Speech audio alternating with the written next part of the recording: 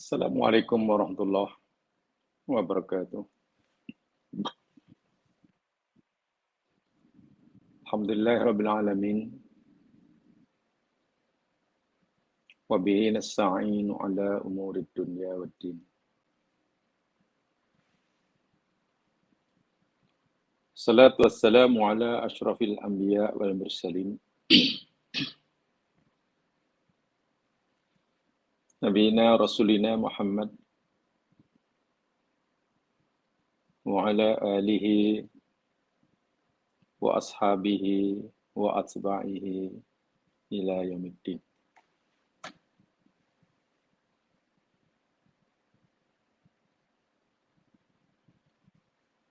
Allahumma asbahna ala fitratil Islam wa ala kalimatil ikhlas wa ala dini nabiyina Muhammadin sallallahu alaihi wasallam wa ala millati abina Ibrahim hanifan musliman wa ma kana minal musyrikin. Raditu billahi rabba bil islami dina wa bi Muhammadin nabiyya wa rasulah.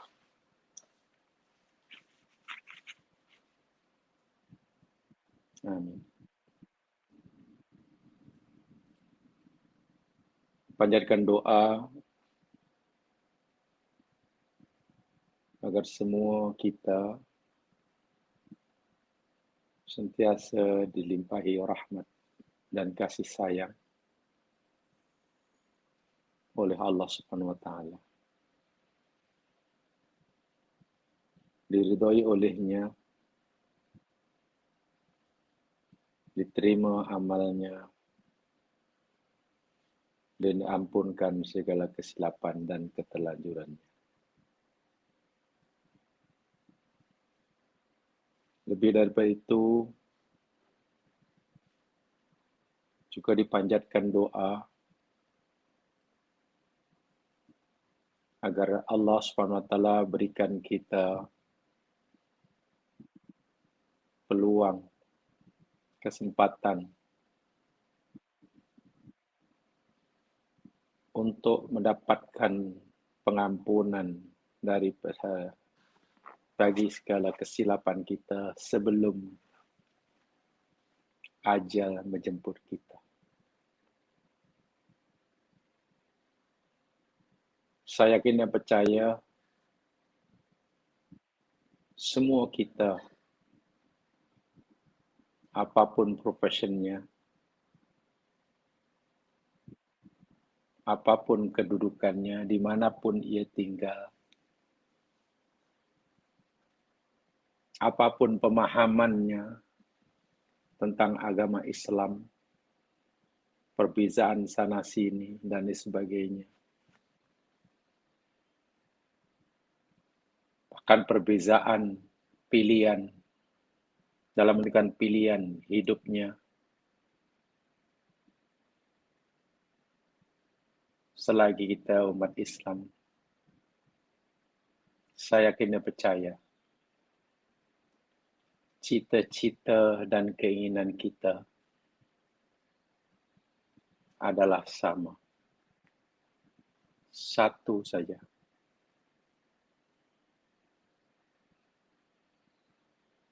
Yakni, bila telah tiba masa kita dipanggil oleh Allah, kita berjumpa Allah dalam keadaan husnul khatimah. Tolong kita ingat betul-betul ini. Sungguh pun mungkin kita mempunyai banyak perbezaan hampir dalam semua masalah kehidupan di dunia ini. Sebagai orang mukmin, cita-citanya yang pertama, yang paling utama, mengakhiri kehidupannya di dunia dalam keadaan husnul khotimah.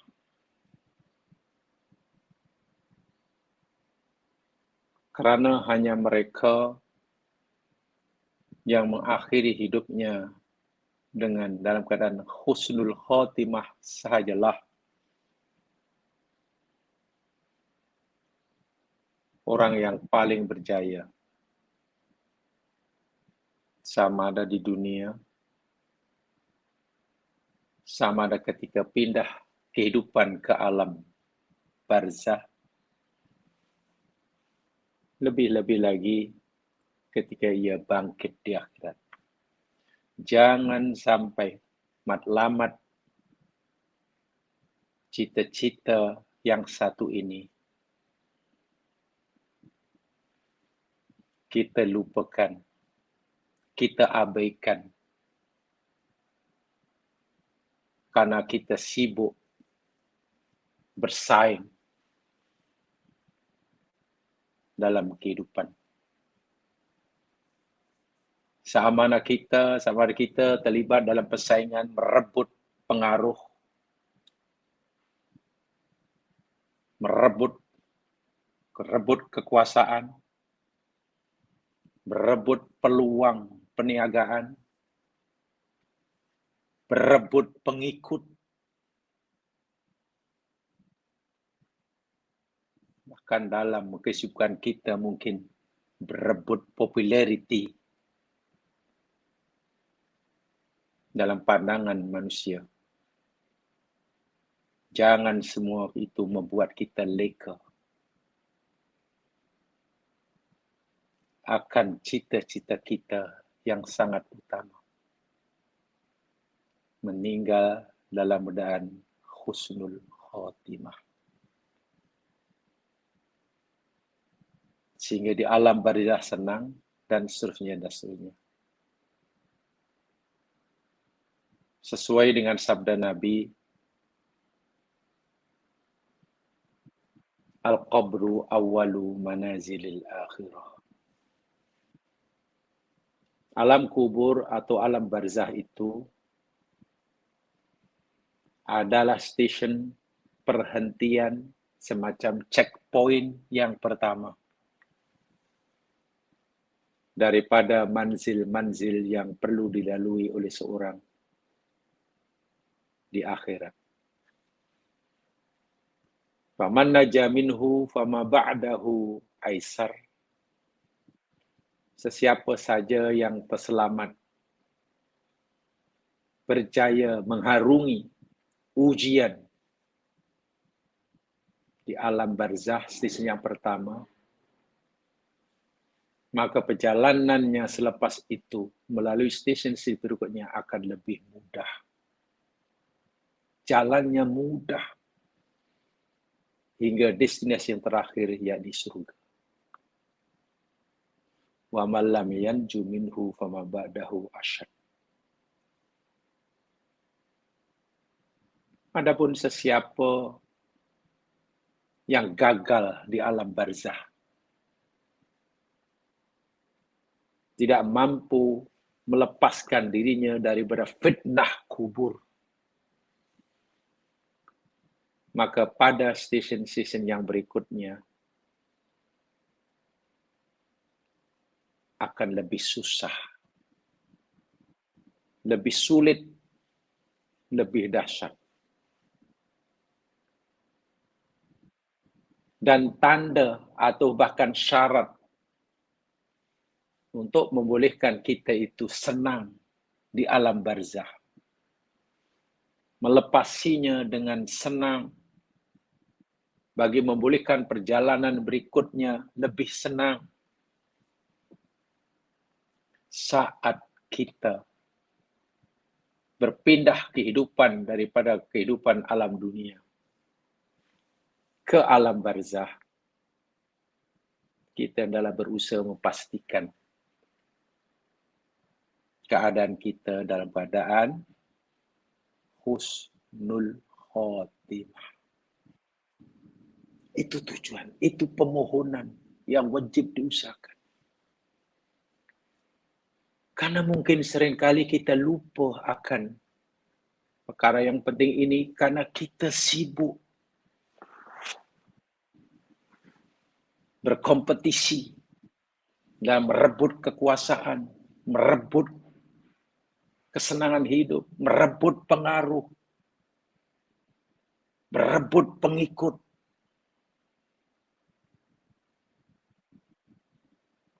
Merebut populariti. Alangkah sia-sianya jika semua itu mengalingkan kita daripada cita-cita agung kita, husnul khotimah. Mudah-mudahan Allah mudahkan apa yang kita usahakan. Amin. Jamaah yang dirahmati Allah sekalian, kita akan teruskan kajian kita surat Hud. Dan minggu lepas ayat terakhir yang kita pelajari, yakni ayat yang ke 105. Dan apa yang saya sampaikan di mukadimah tadi ada kaitan dengan ayat 105 surah Hud ini. Bahwa Allah telah memberitahu kepada kita dengan tegas, jelas, bahwa di akhirat nanti, bermula pada alam kubur, yang merupakan akibat daripada asbab yang manusia lakukan semasa di dunia, manusia hanya terbagi menjadi dua saja. Sama ada syaqiyun atau sa'idun. Allah tak bagi ada 3, ada 4, 2 saja. Kalau bukan syaqi, ya sa'id. Siapa yang syaqi? Yang saat kematiannya dalam keadaan su'ul khotimah. Siapa yang sa'id? Yang mendapatkan husnul khotimah. Pertanyaannya, adakah seseorang itu jadi syaqiyun atau sa'idun? Telah disetkan oleh Allah, telah diprogramkan oleh Allah, atau dalam bahasa agamanya, telah dipaksa oleh Allah, sehingga orang yang telah ditetapkan oleh Allah menjadi syaqi, dia tidak mungkin menjadi sa'id usaha macam manapun. Atau sebaliknya, orang yang Allah telah tetapkan ia menjadi sa'id, buat jahat sekalipun, tinggal semua perintah, langgar semua larangan, akan tetap sa'id akhirnya. Tentu tidak begitu pemahamannya. Sebagaimana yang telah kita pelajari pada siri yang lepas. Bahwa firman Allah ini, pertama Allah memberitahu kepada kita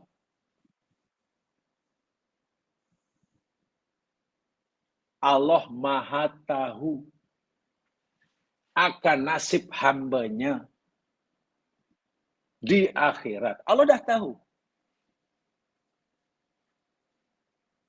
Kemudian Allah beritahu kepada kita. Sedangkan nasib seseorang di akhir itu bergantung pada amal yang mereka lakukan di dunia.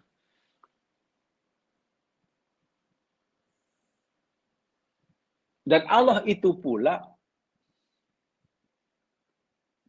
walaupun telah memberikan kepada hambanya kebebasan untuk memilih jadi orang mukmin pun boleh, jadi orang kafir pun boleh. Boleh dalam arti kata ia diberi kebebasan untuk memilih.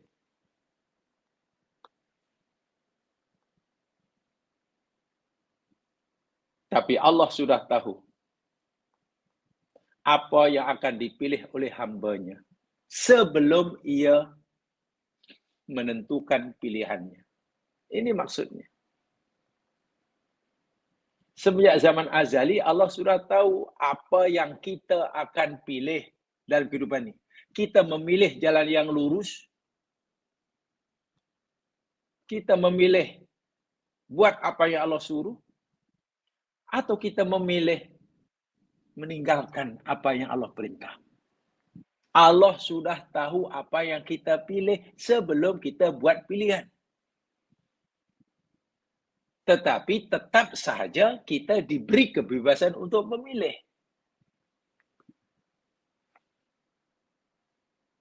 Nah, kerana adanya kebebasan memilih Allah berikan pada kita itulah, kita akan dipertanggungjawabkan akan pilihan kita itu.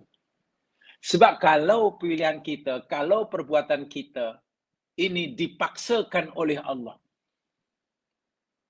yang bermakna kita tidak ada pilihan sama ada nak buat atau tidak, seperti mana fahaman Jabariyah.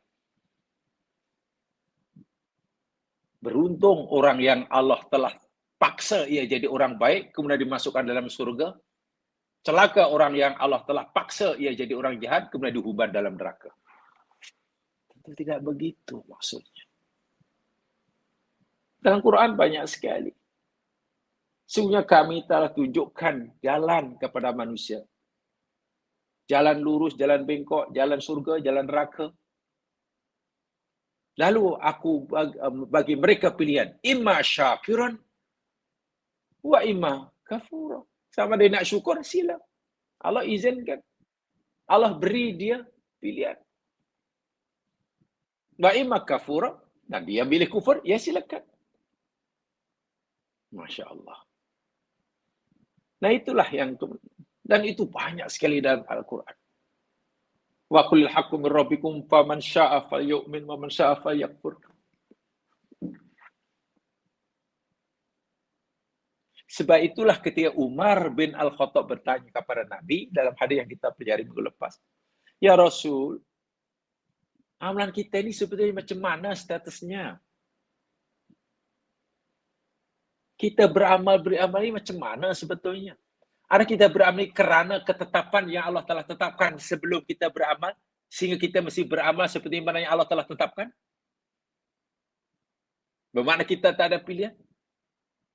Atau sebenarnya amalan kita ini untuk apa yang akan datang? Dan Nabi pula menjawab dengan tegas. Umar, amalan kita ini yakni 5 faragha minhu, bagi apa yang lepas. Kalam sudah kering, dakwah sudah habis. Itu yang Umar terkejut. Ya Rasul, kalaulah macam itu ya Nabi Allah, fa'alama na'mal. Lalu buat apa kita beramal? Pak Umar macam kita juga. Memang tidak mudah nih, kena hati-hati. Maksudnya, lima na'malu wa qad kataballahu subhanahu wa ta'ala as-su'ada wal aksiya minal azali. Buat apa kita beramal? Jika Allah telah menetapkan masing-masing kita ini, semenjak zaman azali, sama ada jadi orang saqiyun atau orang sa'idun. Buat apa kita beramal? Hal hadal amal alladhi na'malhu yakunu ala syai'in qad furid? Apakah amalan yang kita lakukan sekarang ini yakni berdasarkan apa yang telah ditetapkan sebelumnya? Atau na'malu ala syai'in lam yubraq?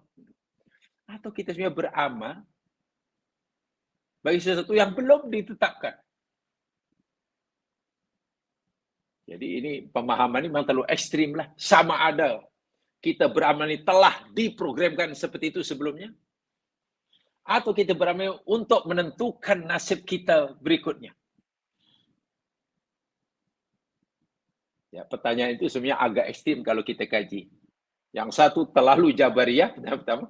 Yang satu terlalu Qadariyah. Sehingga Nabi menjawab, bukan begitu Umar. Bukan begitu maksudnya. Tapi hendaklah, jadi kamu malu beramal sajalah. Fakullun muyassarun lima khuliqa. Beramal sajalah kamu. Karena setiap kamu akan dimudahkan bagi apa yang Allah telah ketahui. Katalah Allah ketahui kamu, jadi orang yang sa'id. Maka orang itu diberi kemudahan oleh Allah. Bila ia memilih jalan yang sa'id, akan mudah. Demikian juga sebaliknya. Apalagi kita tidak tahu apa yang Allah ketahui tentang kita. Kita ini akan jadi orang baik atau jadi orang jahat, kan kita tidak tahu. Walaupun Allah telah beritahu pada kita yang dia sudah tahu. Paham ya? Kita tidak tahu kita ini nanti akan jadi sa'idun atau akan jadi sakiyun. Jelas kita tidak tahu. Walaupun Allah sudah tahu kita akan jadi sa'id atau jadi saki. Dan dia sudah beritahu kita.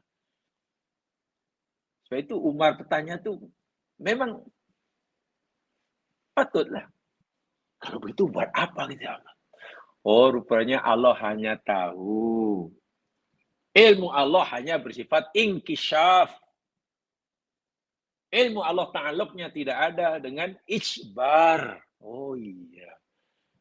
Maja Abu Lahab, Allah sudah tahu dan Allah beritahu yang Abu Lahab sepanjang hayatnya tetap kafir. Maknanya Abu Lahab ini seorang yang saki. Di dunia sakiyun, di alam barzakh sakiyun. Ya. Tapi Abu Lahab masih tetap diberi kebebasan untuk memilih. Sama dengan memilih jadi saki atau jadi sa'id. Nak ucap syahadah atau tidak? Terpulang Abu Lahab.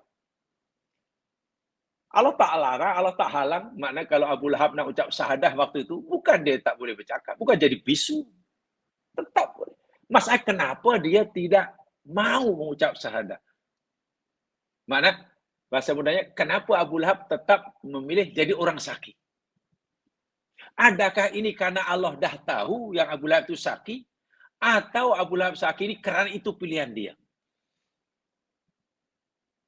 Jawabannya, Abu Lahab tetap bersaki, itu pilihan dia. Tetapi Allah sudah tahu apa yang Abu Lahab akan pilih.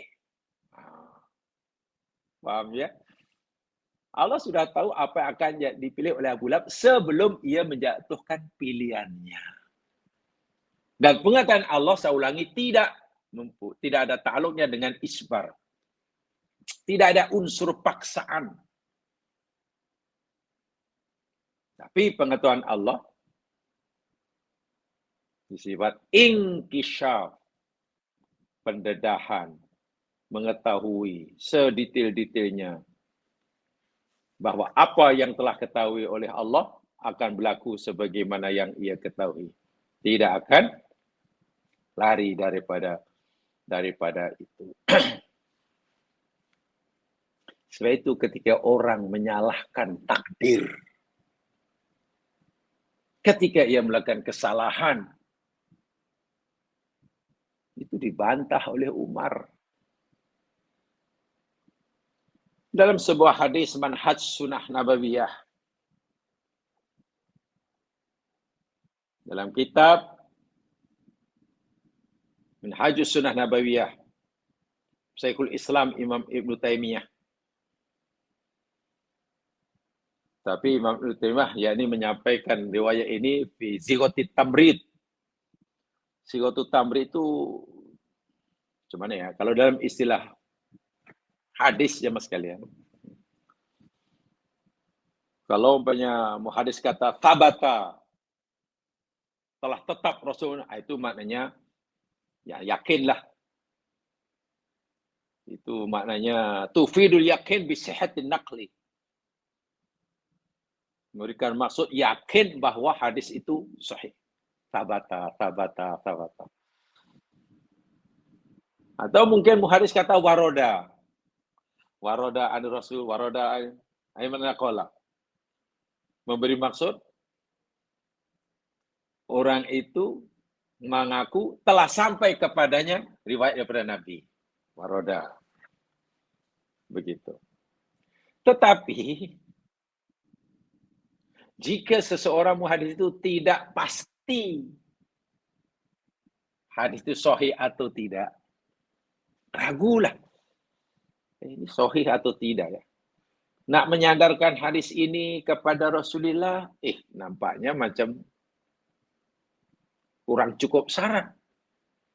Tapi nak mengatakan ini bukan hadis Nabi, ada indikasi-indikasi yang ia sabda Nabi. Jadi ragu, tidak yakin. Atau untuk menjalankan hadis itu katalah yang disebut biasanya hadis dhaif. Hadis dhaif. Itu disebut sigatu tamrid. Jadi menyampaikannya tidak berdasarkan keyakinan bahwa itu hadis Nabi, tapi juga tidak menafikan sepenuhnya. Ibnu Taimiyah mengutip riwayat ini. Anna rajulan sarqa, ada seorang laki mencuri. Pada zaman Umar. Faqala Umar, qala li Umar, lalu dia berkata kepada Umar, tanya, kenapa kamu mencuri? Gini, bla bla bla bla bla bla. Si pencuri menjawab dengan selamba. Yakin pula tuh. Umar, saraqtu bi qada'illah wa qadari. Aku mencuri ini karena dah takdir Allah. Takdir Allah, qada Allah buat diriku ini yakni sebagai pencuri. Allah dah tahu yang aku akan jadi pencuri. Banyak ayat Quran yang kata begitu. Bahawa Allah tahu. Sebelum aku memilih. Jadi ini karena takdir lah. Aku mencuri karena takdir. Umar suruh orang tu potong tangan dia. Dan apa kata Umar? Ya, tak apalah. Wa ana aqta'u yadaka biqada'illah. Dan aku pun nak kerat tangan kamu pun karena qada Allah.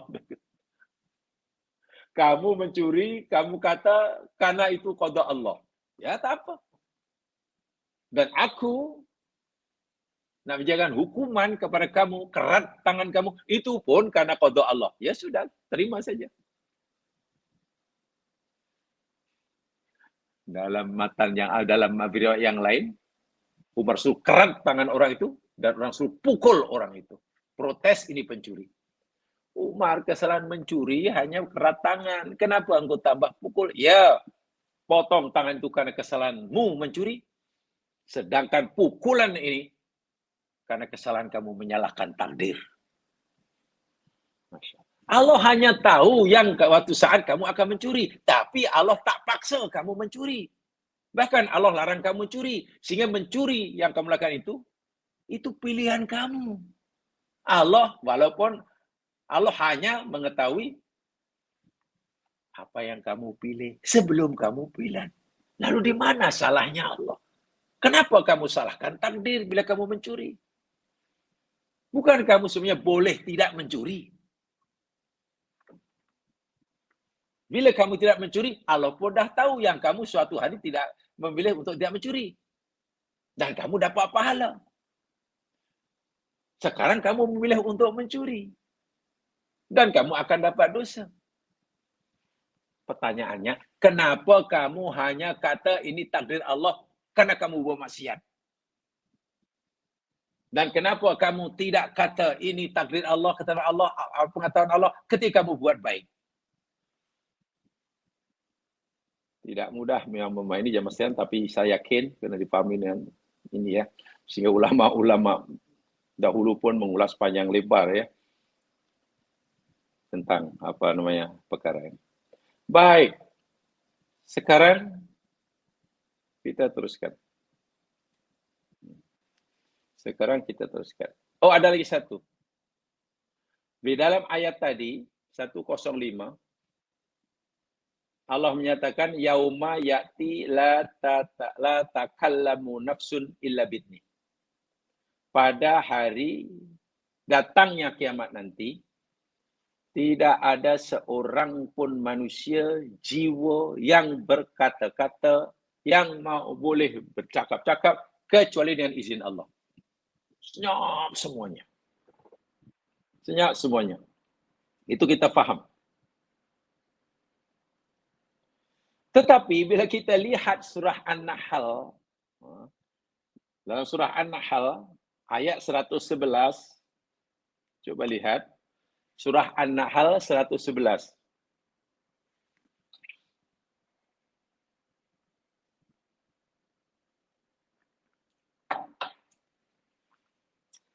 Surah An-Nahl 111, Allah berfirman, A'udzubillahi minasyaitonir rajim.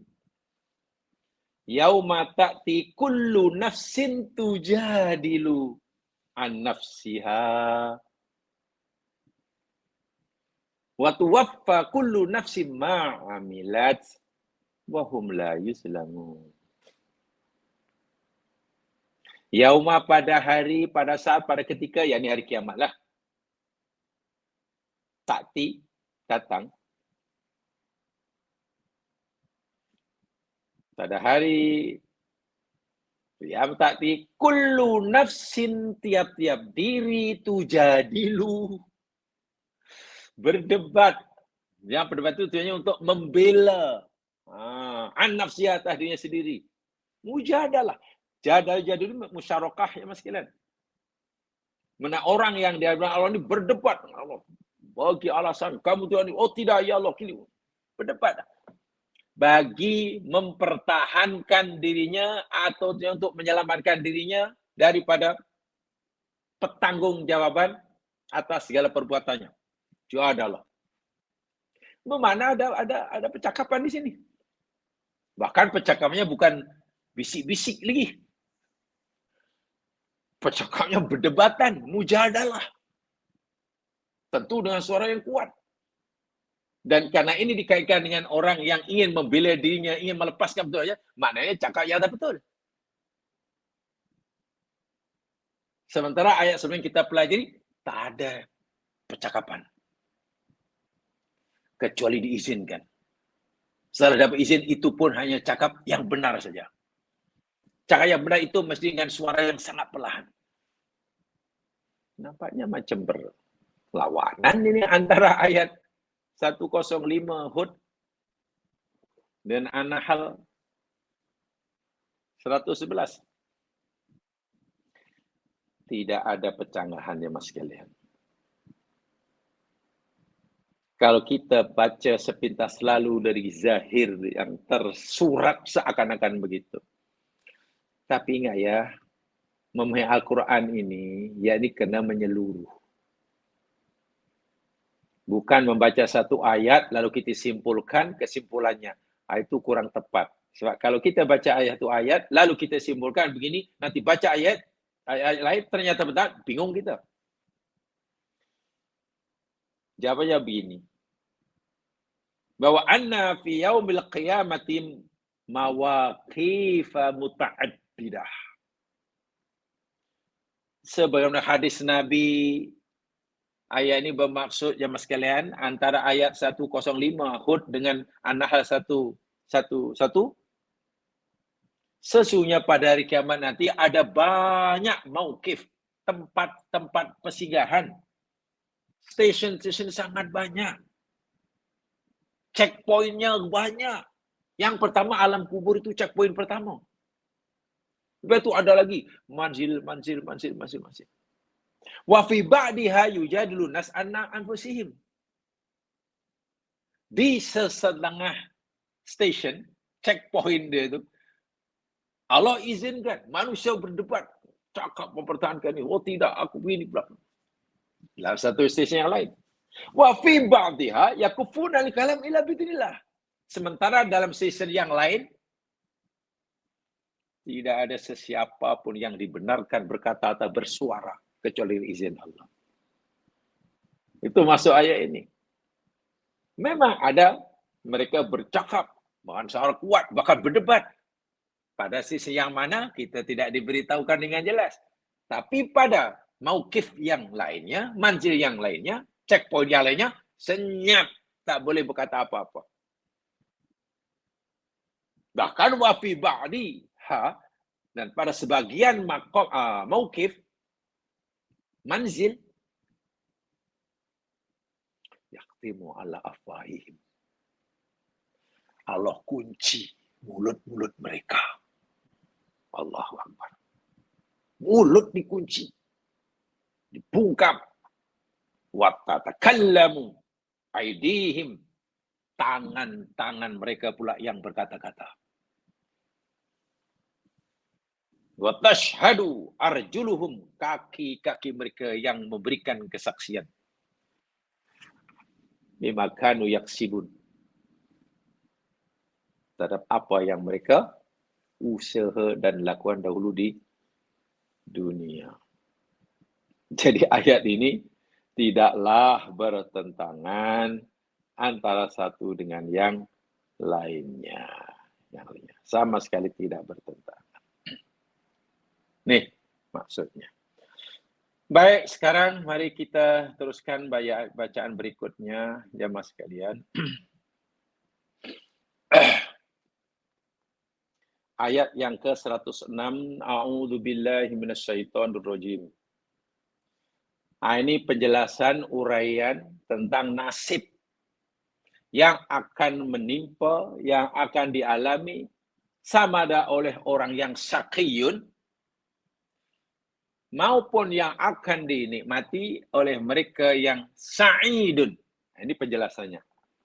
Ini tafsilnya. Yaitu ada amma.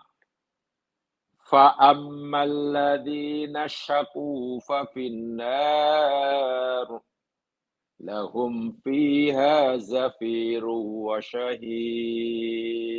Ini tafsirnya ya. Amma, adapun. Karena ayat sebelumnya, nanti sebagian ada yang saki, sebagian ada yang sa'id. Mungkin kita tanya, yang saki itu yang macam mana? Apa nasibnya? Yang sa'id pula macam mana nasibnya? Allah sendiri jawab. Kalau kamu nak tahu nasib kedua-dua golongan kumpulan ini, begini. Pertama, wa ammal ladzina saku, maka adapun orang-orang yang celaka. Bahkan sudah syaqi ya, al-mutalabbis bisaqa, orang sudah berpakaian, berseragam kecelakaan. Syaqi itu wazan apa balagha kan? Isim sifat musyabbihat. Sorry. Fa finnar, mereka berada dalam neraka. Tengok bahasa yang digunakan. Bukan mereka akan masuk neraka. Tak. Finnar, direct, terus di dalam neraka. Bahasa yang digunakan je lah. Allah tak kata adapun mereka yang celaka mereka akan masuk neraka. Tak. Tapi ada pun yang celaka di dalam neraka. Sudah menunjukkan kepastian itu. Sudah neraka. Dan neraka pula, lahum bagi mereka di dalam neraka itu, zafirun wa syahiqa.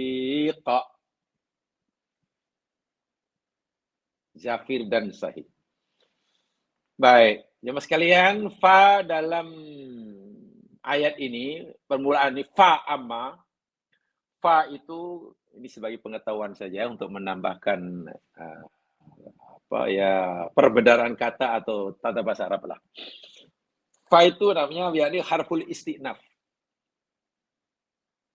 Fa itu namanya huruf istinaf.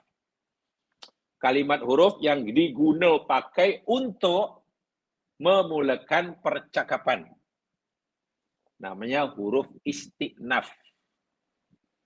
Ada waw juga kadang-kadang, waw istinaf. Adapun amma yang kita terjemahkan adapun tu, itu harfu syartin wa tafsilin. Jamaah boleh catat, boleh tidak ya, sebab ini hanya untuk menambahkan pengetahuan bahasa Arab agar kita lebih mudah memahami Al-Quran. Amma itu adalah harfu syartin, huruf syarat, maknanya adalah jawabannya. Bila ada syarat, adalah jawabannya. Dan juga huruf tafsil. Tafsil itu penerangan, penjelasan terhadap apa yang disebutkan sebelumnya. Ayat sebenarnya cerita tentang sebagian mereka ada yang syaki, ada yang sa'id. Kan kita perlu pencerahan lebih. Sa'id itu macam mana nasibnya Sa'id? Nah, ayat inilah memberikan pencerahan. Oh, kalau kamu nak tahu yang Sa'id itu begini, yang Sa'id itu namanya tafsil. Dan juga syarat. Harfu syartin wa tafsilin. Sebab itu ada jawab syaratnya. Mana jawabannya? Fa'amal ladina saku fa finnar. Fa yang kedua itu tak sama dengan fa yang pertama. Kalau fa pertama, fa amma, namanya huruf isti'naf. Fa finnar, fa pada finnar ni, robtul jawab. Fa namanya robtul jawab. Huruf sama, bunyi sama, tapi nama berbeza, fungsinya pun tak sama. Itulah bahasa Al-Quran. Robtul jawab. Karena finnar itu menjadi jawab syarat kepada amal. Amma kan huruf syarat tadi ya. Sehingga terjemahannya,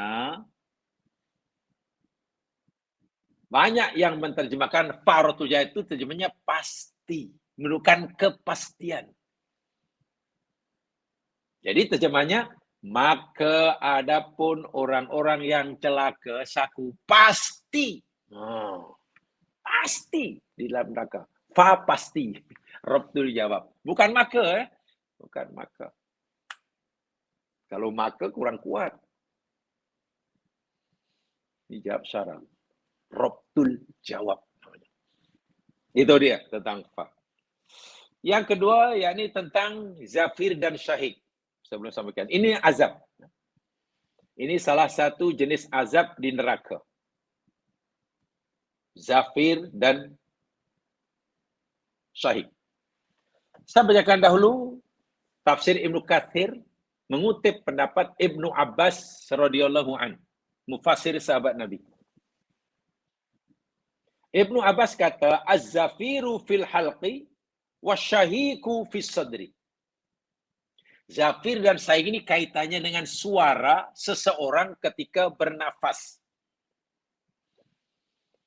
Kita tarik nafas, kita hembuskan nafas. Itu ada mengeluarkan suara.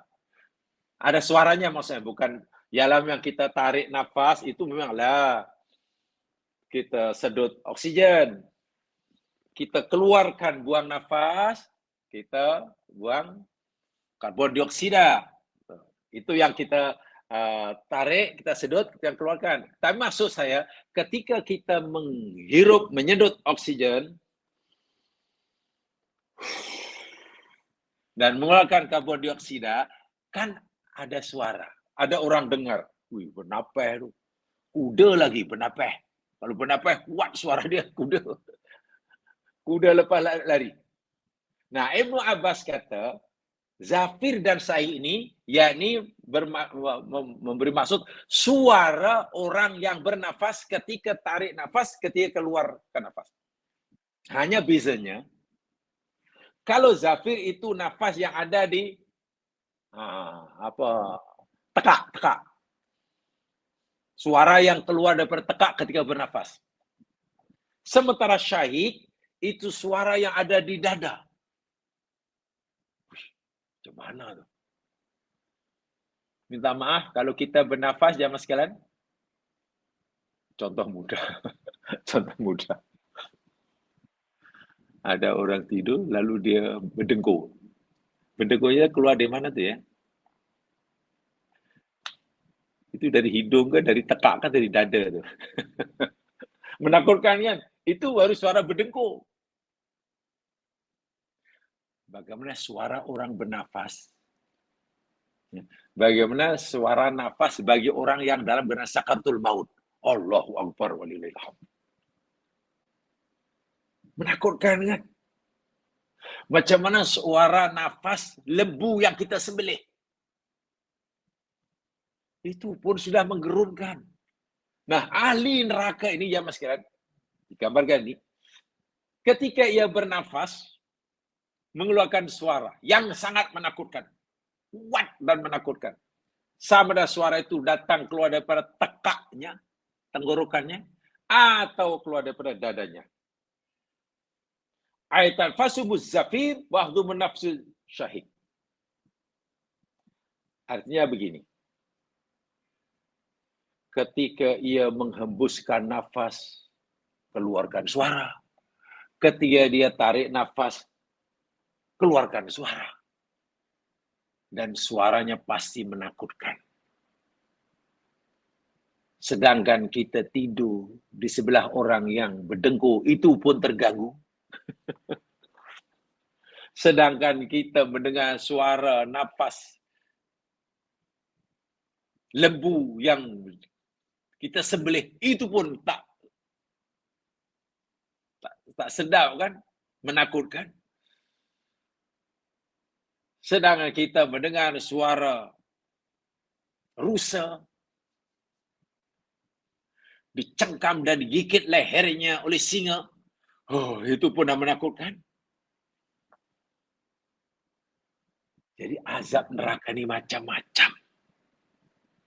Macam-macam. Walaupun macam-macam itu terbagi menjadi dua sahaja. Satu, azab jasmaniah.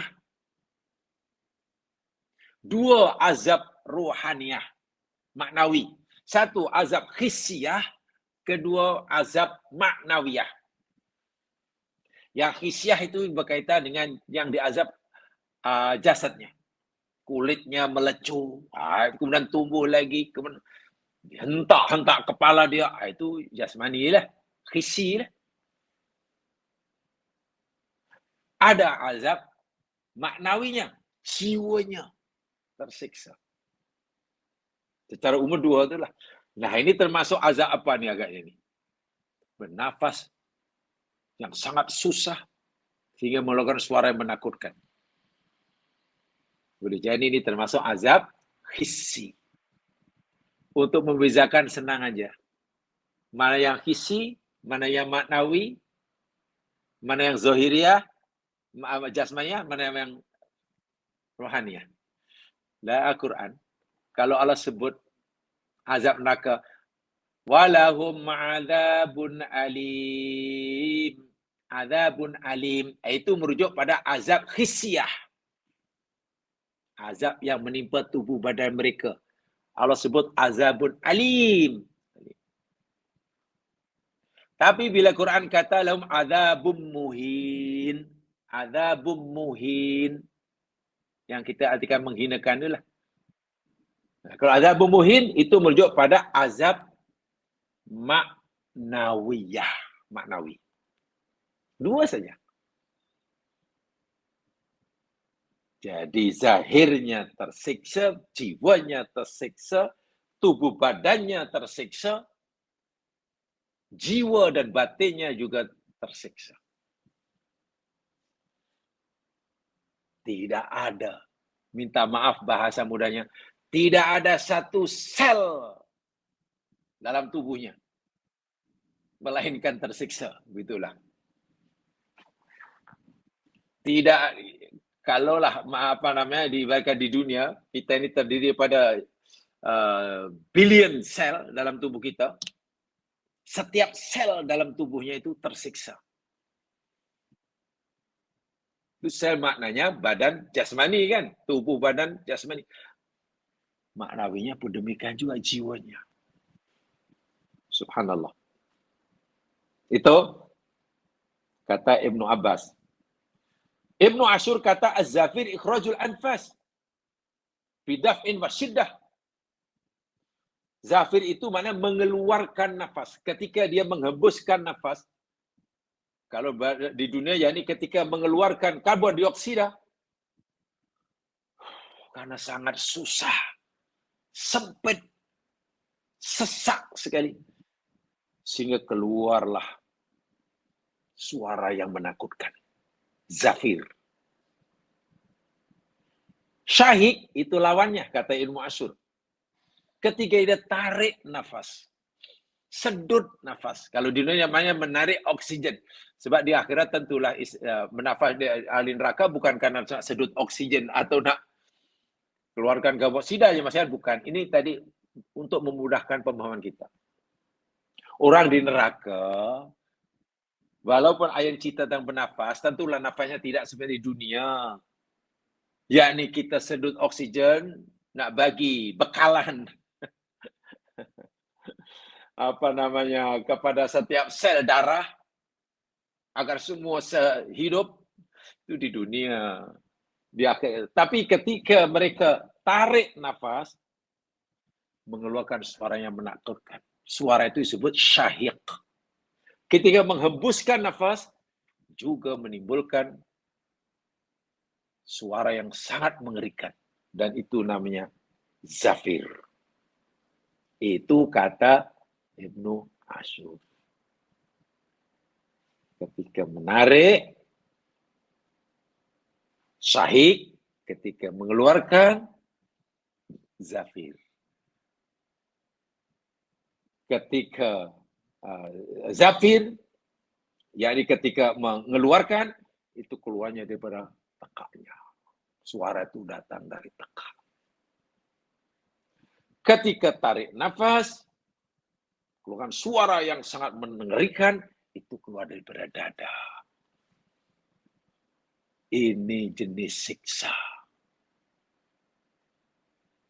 Cara umum bila kita cerita siksa neraka dibakar.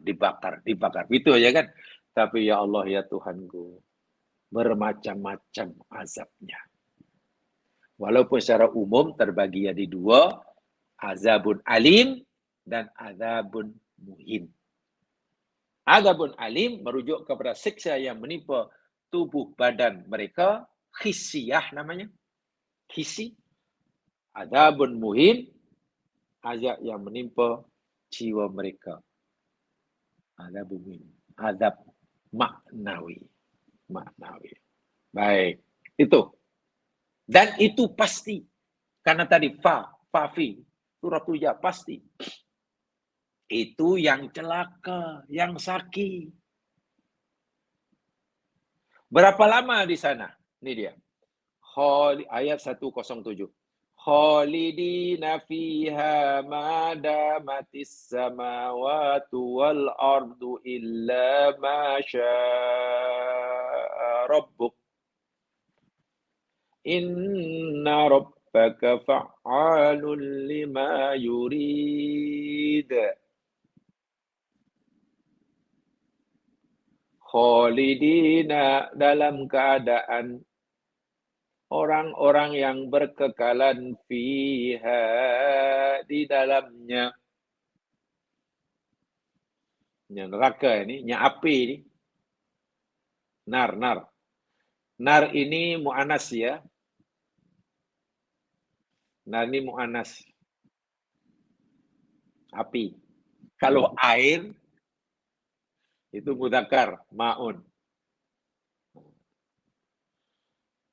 Madamatis samawatu wal ard. Selagi mana masih ada langit, berlangit dan bumi. Illa masya'a rabbuk. Kecuali melainkan apa yang telah dikehendaki oleh Tuhanmu. Inna rabbaka fa'alul lima yurid. Sesungguhnya Tuhanmu itu maha melakukan, mengerjakan apa saja yang dia kehendaki. Ya mas sekalian, saya mungkin baca ayat berikutnya juga. Ayat yang ke-108. Agar kita mudah memahaminya nanti. Sekarang saya baca 108. Wa ammal ladzina su'idu fa fil jannah. Dan adapun orang-orang yang diberikan kebahagiaan atau dibahagiakan. Fa fil jannati, pasti mereka berada di dalam surga. Khalidina fiha, dalam keadaan mereka berkekalan, orang-orang berkekalan di dalamnya. Madamatis samawatu wal ard, Selagi mana ada beberapa langit dan bumi. Illa ma syaa rabbuk. Kecuali apa yang Tuhanmu kehendaki. Apa yang Tuhanmu kehendaki? Ata'an ghaira majdud. Anugerah pemberian yang tiada putus-putusnya. Ini tafsirnya ya. Nasib su'idu, jelas. Yang sa'id, ini nasibnya. Yang saki, pun sudah dijelaskan. Yang saki dalam neraka, yang sa'id dalam surga. Itu tak perlu dijelaskan. Itu perlu kita yakini.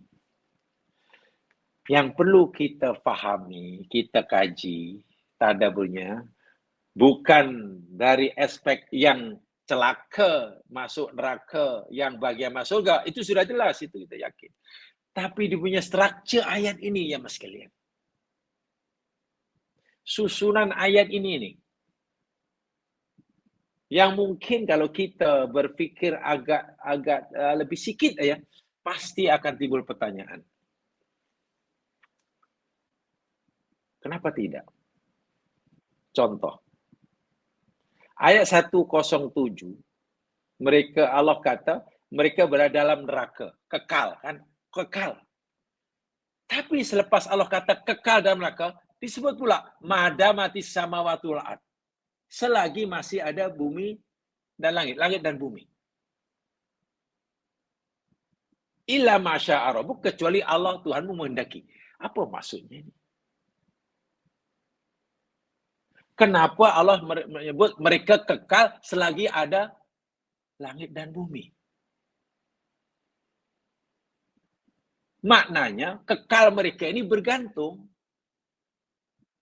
pada kewujudan langit dan bumi. Selagi bumi langit ada, mereka masih di neraka. Pertanyaannya, adakah bumi dan langit itu kekal? Iya ya. Kalau bumi langit kekal, ya mana mereka terus di neraka lah. Sebab mereka, Allah kata, selagi ada bumi langit, mereka masih di neraka. Tapi kalau bumi langit tak kekal, mereka tak ada di neraka lagi. Kan begitu kan? Kecuali Tuhanmu menghendaki. Ada pendapat menyatakan, tapi bumi dan langit di sini kan tak kekal. Dia akan binasa. Iya, kalau yang kamu maksudkan bumi langit dunia. Oh iya, punya ya. Ini cita akhirat.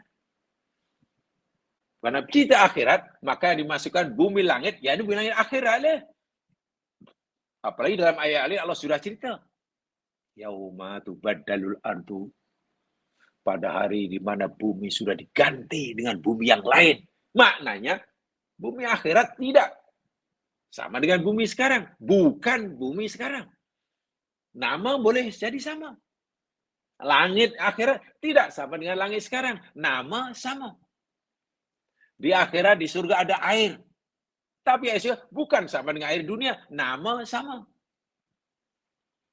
Di surga ada buah pisang.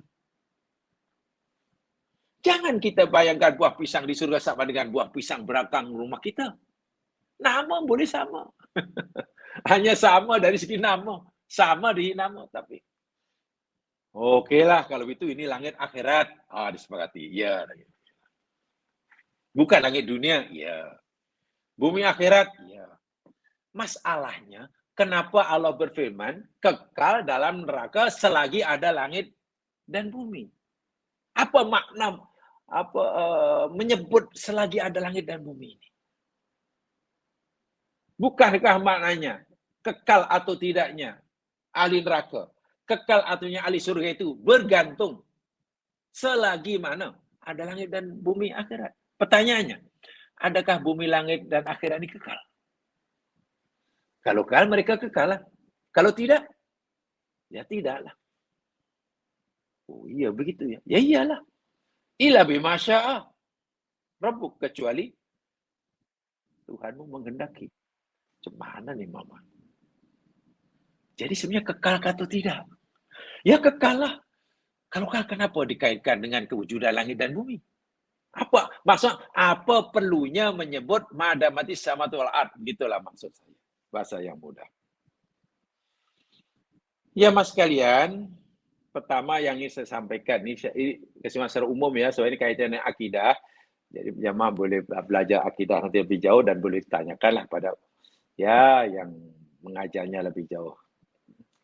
Secara umum begini aja lah. Ulama salafus soleh, kulluhum yaqulun inna ahlal kufri mukhalladuna finnar. Ulama salafus soleh menyatakan bahwa ahli kafirun lah, yang tidak dimasihi pun, mereka sepakat bahwa mereka kekal dalam neraka. Wa ahlul iman mukhalladun fil jannah.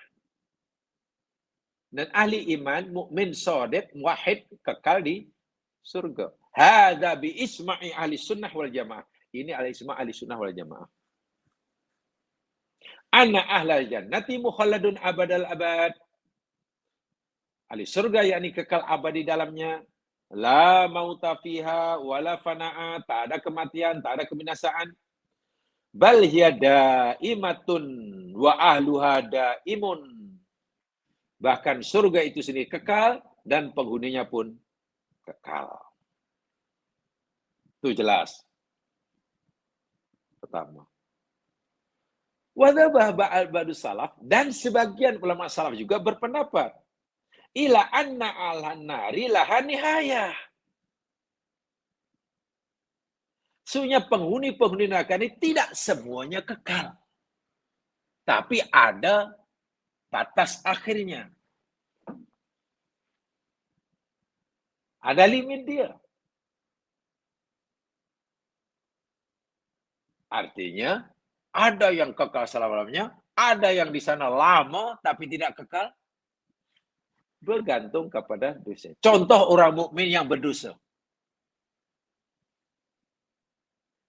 Yang dosanya tidak mendapatkan pengampunan daripada Allah. Di neraka di akhirat macam mana? Neraka dulu. Kekalkah mereka? Tidak, karena dia ada syahadah. Nabi telah memberi jaminan. Siapa yang baca syahadah? La ilallah, ikhlas, masuk surga. Karena itu tiket dia. Masalahnya tidak boleh terus masuk surga karena dosanya sangat banyak dan tak dapat pengampunan. Neraka dulu lah. Nah, yang ini tidak kekal. Di neraka tidak kekal. Bahkan di Qurannya sebut mungkin labithina fiha ahqaba. Mereka tinggal dalam neraka itu dalam masa yang lama. Ahqaba. Surah Naba ayat 23 itulah. Mana lahan nihayah. Ada masa berakhirnya. Itu mukmin yang fasik ya. Kalau orang kafir sekafir-kafir. Kafir yang tak ada iman, memanglah kekal. Memanglah kekal. Bahkan dalam ayat yang lain banyak ya. Menunjukkan bahawa kafir ini kekal dalam neraka tak akan keluar. Wa ma hum bi kharijina minan nar. Dan orang kafir itu tidak akan keluar daripada neraka. Jelas itu. Al-Baqarah 167. Yuriduna ayyakhruju minan nar. Orang-orang yang ada dalam neraka itu ingin sekali hendak keluar dari neraka. Wa ma hum bi kharijina minha. Sedangkan mereka orang-orang yang ingin keluar daripada, sedangkan mereka bukanlah orang-orang yang boleh keluar daripada neraka. Walahum adzabum muqim. Dan bagi mereka azab yang tetap. Al-Maidah 37 poinnya. Kullama khabat zidnahum sa'ira.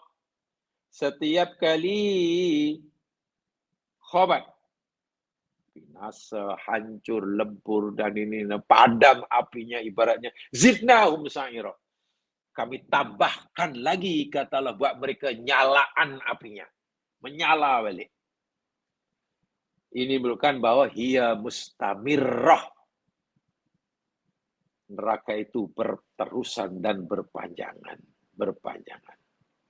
Itu tidak ada masalah, disepakati.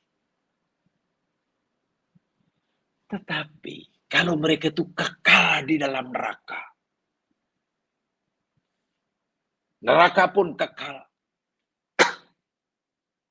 Mereka yang beriman kekal dalam surga, dalam kenikmatan, dan neraka surga pun kekal.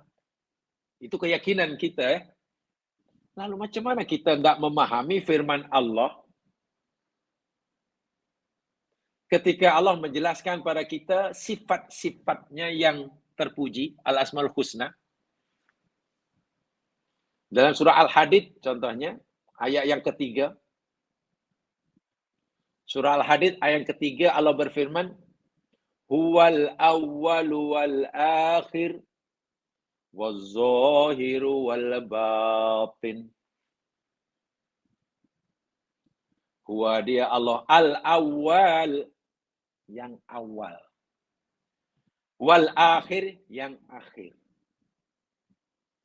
Nabi menjelaskan, ketika Nabi menjelaskan, apa ya Rasulullah maksud Allah yang pertama itu apa?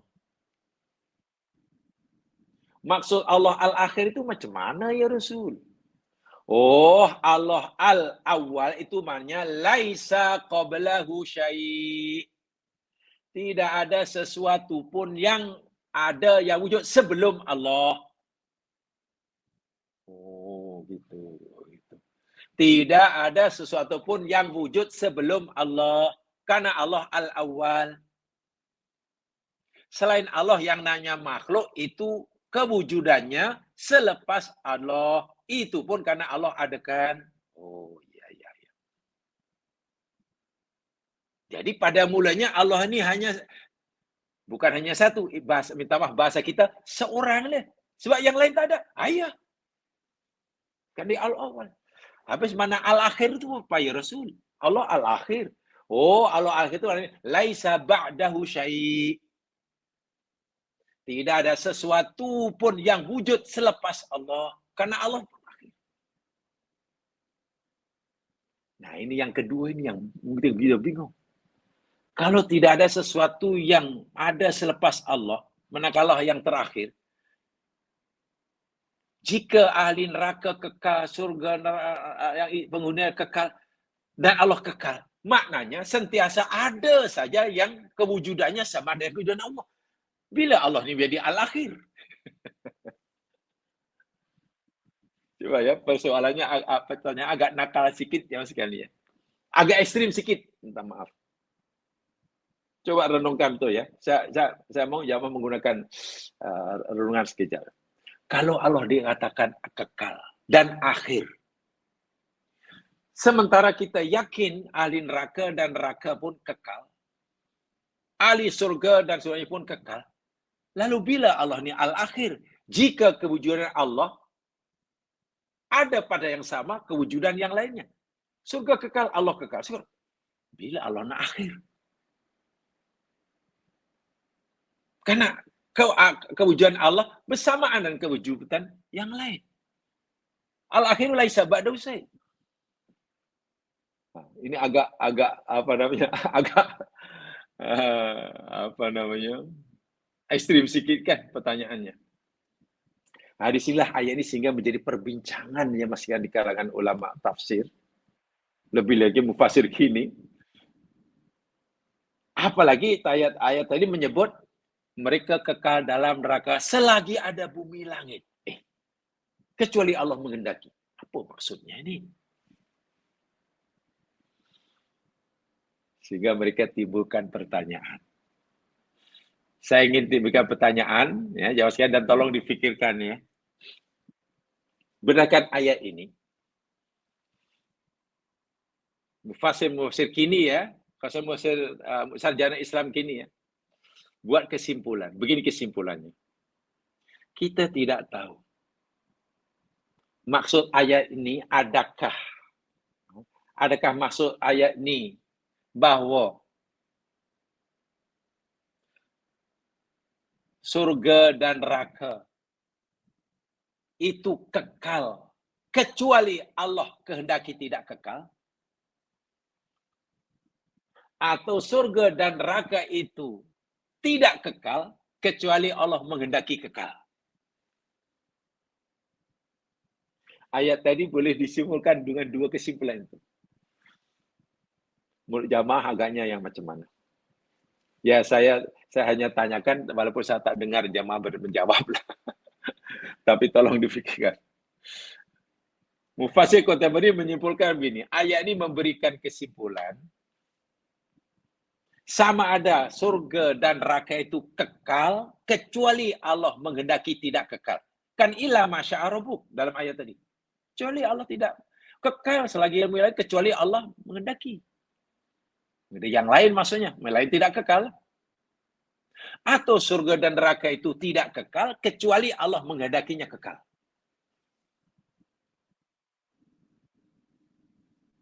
Kalau kita pilih yang pertama, surga dan neraka kekal, kecuali Allah menghendaki tidak kekal. Makna kemungkinan surga dan neraka tidak kekal akan binasa, ada. Kalau kita kesimpulan yang pertama lah. Yang kedua, demikian juga. Surga neraka ini tidak kekal, kecuali Allah menghendaki kekal. Sehingga kekalnya surga dan neraka ini kerana kehendak Allah. Kerana kehendak Allah. Allah ini kekal. Tapi hakikatnya tidak kekal.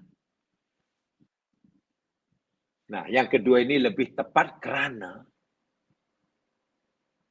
kita ingin membezakan sifat kekalnya surga dan neraka dengan sifat kekalnya Allah Subhanahu wa taala. Tidak boleh sama. Kan Allah al-awwal al-akhir. Allah tu kekal kan? Sedangkan selain Allah tu binasa. Jadi kalau surga dan neraka itu kekal, kan Allah kini kekal, sifat kekalnya surga dan neraka dengan sifat kekalnya Allah tidak sama. Allah kekal atau sifat Allah kekal itu karena sifat dzatiyah Allah. Sementara kekalnya neraka dan kekalnya surga itu kerana dikehendaki oleh Allah. Faham? Karena dikehendaki oleh Allah. Sehingga sini tetap saja tidak sama. Ini mudah untuk memahami seperti itu. Allah itu hidup. Al-Hayyu sifatnya. Al-Hayyu itu kan sifat dzatiyah itu. Sifat dzatiyah lazimah. Hidup. Kita pun hidup. Sama kan? Allah hidup, kita pun hidup. Tapi ingat, Al-Hayyu, sifat Allah yang maha hidup, itu sifat dzatiyah Allah. Kekal sifatnya, tetap sifatnya. Sementara kita hidup, sifat hidup kita itu karena dikehendaki hidup oleh Allah. Selagi Allah menghendaki kita hidup, kita akan hidup boleh. Tapi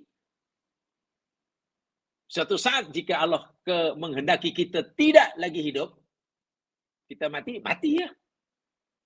Jadi hidup kita bergantung sepenuhnya atas kehendak Allah.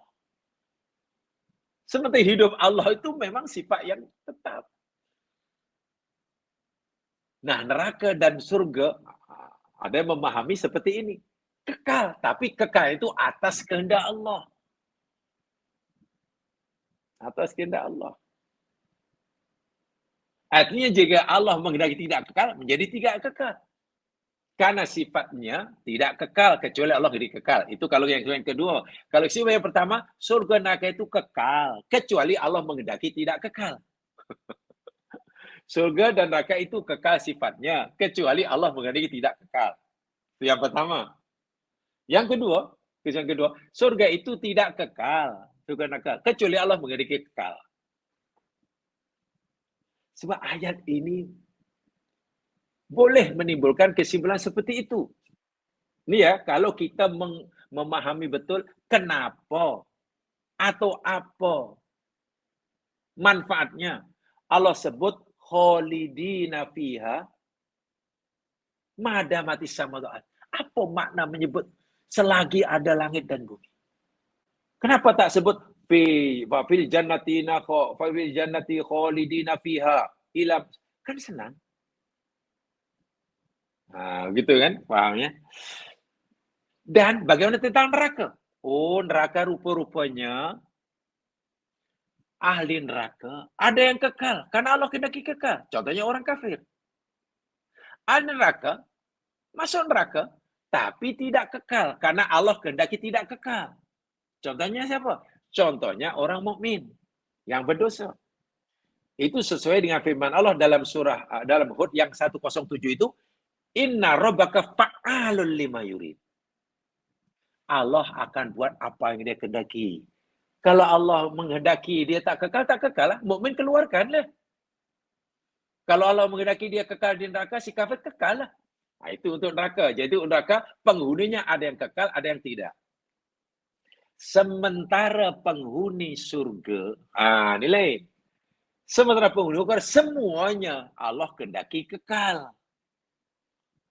Dari mana kita tahu semua penghuni surga kekal? Tidak ada yang keluar surga. Kalau penghuni neraka, ada yang kekal, ada yang keluar suatu saat. Penghuni surga, semuanya kekal. Ya, karena Allah kata, hujung ayat 108, ata'an ghaira majdud. Ahli surga ini semuanya mendapatkan anugerah, nikmat balas tanpa putus-putus. Kalimat ghaira majdud itu menunjukkan kekal. Dalam bahasa yang lain itu kekal. Berterusan. Tak ada berhentinya. Tak ada penghujungnya. Paham ya? Jadi ayat ini kita boleh simpulkan. Semua ahli surga kekal. Selama-lamanya. Tapi kalau dia kekal, Allah kekalkan sama? Tidak sama. Karena sifat kekal Allah itu sifat dzati al-lazimah. Sementara kekalnya ahli surga dalam surga. Dan surga itu kerana kehendak Allah.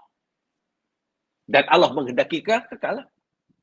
Sementara ahli neraka ada yang kekal, ada yang tidak. Yang Allah kehendaki kekal, kekal. Yang Allah kehendaki tak kekal, tak kekal. Sebab itu penutup ayat 107 bagi penghuni neraka dengan penutup ayat 108 bagi penghuni surga tak sama penghujungnya. Untuk ahli neraka, Allah tutup dengan inna rabbaka fa'alul lima yurid. Terpulang pada Allah. Allah nak buat apa pun. Nak kekalkan, ya kekal lah. Tidak lah. Tapi untuk penghuni surga, ata'an ghaira majdud. Allah menghendaki mereka akan terus mendapatkan limpahan kurnia tanpa putus-putus.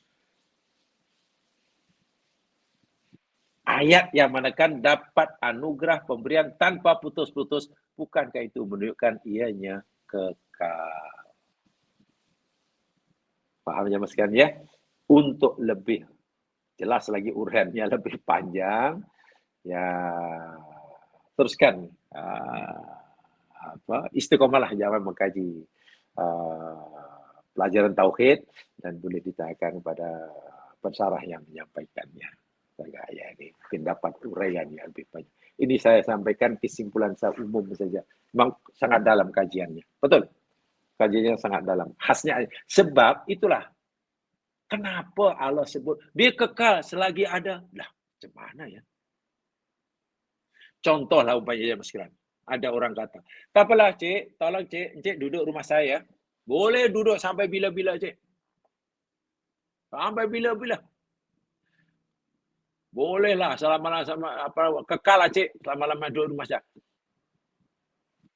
Selagi saya belum balik dari luar negeri. Apa menyebut awak boleh duduk di sini selama-lamanya selagi saya belum balik dari luar negeri? Apa manfaat menyebut selagi? Jadi yang tuan rumah tu, dia balik ke tidak agaknya ya? Balik ke tidak? Kalau dia balik, saya kena keluar. Tapi kalau dia tak balik, saya boleh duduk sini. Hingga bila-bila. Inilah masa ada ayat yang macam tu lah. Diberi kait, gitu. Diberi syarat. Gitu. Itu yang menimbulkan ya perbincangan di kalangan ulama-ulama dulu dan kini. Itu aja. Mudah-mudahan bermanfaat. Kurang lebih ampun dimaafkan. Subhanakallahumma bihamdika asyhadu an la ilaha illa anta astaghfiruka wa atubu ilaik. A'udzu minasyaitonir rajim wal 'asr innal insana fi khusr illa alladziina aamanu wa 'amilus shalihaat wa tawassaw bil haqq wa tawassaw bis sabr. Assalamualaikum warahmatullahi wabarakatuh.